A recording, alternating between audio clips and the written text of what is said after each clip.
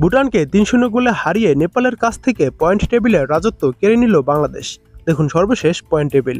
সাফ অনূর্ধ্ব-২০ নারী ফুটবল টুর্নামেন্টে বাংলাদেশের জয়রথ অব্যাহত রয়েছে।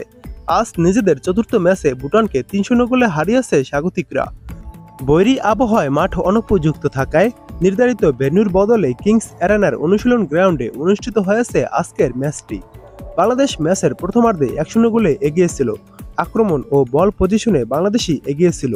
দ্বিতীয়ার্ধে ভুটান সমতায় আনার চেষ্টা করে সর্বাত্মক। বাংলাদেশ পেনাল্টি পেয়েও একটি গোল মিস করে, তবে পরে আরও দুটি গোল পাওয়ায় ম্যাচ জয়ে কোনো সমস্যা হয়নি তাদের। গত পরশু বাংলাদেশ ভুটানকে ৪-১ গোলে হারিয়েছিল। ওই ম্যাচটি দুই মাঠে অনুষ্ঠিত হয়েছিল। কিংস অ্যারেনায় প্রথমার্ধে বাংলাদেশ শান্তি মার্ডির গোলে ১-০ গোলে লিড নিয়েছিল। ৩ ঘন্টা পর শুরু হওয়া দ্বিতীয়ার্ধের ভুটান সমতায় আনে দ্রুত। এরপর শান্তি মার্ডি আরও ২ গোল করলে হ্যাট্রিক পূর্ণ হয় তার। শেষ পর্যন্ত ৪-১ গোলের জয় পেয়েছিল বাংলাদেশ ওই দিন এবং আজ ভুটানকে ৩-০ গোলে হারিয়েছে। টানা ৪ ম্যাচ জিতে বাংলাদেশ ১২ পয়েন্ট নিয়ে টেবিলের শীর্ষে রয়েছে। সমান ম্যাচে ৯ পয়েন্ট নিয়ে দ্বিতীয় স্থানে রয়েছে নেপাল।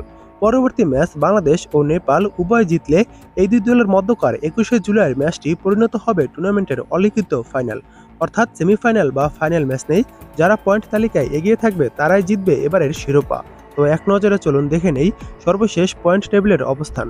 বাংলাদেশ ৪ ম্যাচের ভিতর ৪ ম্যাচই জয় পেয়েছে। বাংলাদেশের পয়েন্ট ১২ এবং বাংলাদেশ এই ৪ ম্যাচে প্রতিপক্ষের জালে গোল দিয়েছে ১৯টি এবং গোল খেয়েছে ৪টি, অর্থাৎ ১৫+ গোল রয়েছে বাংলাদেশের। এবং ২ নম্বরে রয়েছে নেপাল। নেপাল ৪টি ম্যাচ খেলে ৩টি ম্যাচে জয় পেয়েছে, ১টি ম্যাচ হেরেছে। নেপালের পয়েন্ট ৯। নেপাল এই ৪টি ম্যাচে প্রতিপক্ষের জালে গোল দিয়েছে ২২টি এবং গোল খেয়েছে ৪টি। নেপালের প্লাস গোল সংখ্যা রয়েছে 18টি। ৩ নম্বরে রয়েছে ভুটান। ভুটান ৪টি ম্যাচ খেলে ১টি ম্যাচে জয় পেয়েছে, ৩টি ম্যাচ হেরেছে।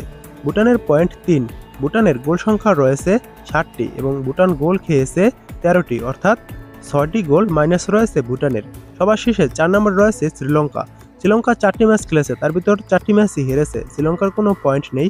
এই 4টি ম্যাচে শ্রীলঙ্কা গোল দিয়েছে 1টি এবং গোল খেয়েছে 28টি, অর্থাৎ শ্রীলঙ্কার কোনো পয়েন্ট নেই এবং ২৭ মাইনাস গোলে পিছিয়ে রয়েছে তারা। বাংলাদেশ বা নেপাল এই দুই দল থেকে যে কোনো একটি দল চ্যাম্পিয়ন হবে। এখনও 2টি করে ম্যাচ বাকি রয়েছে এই 4টি দলের।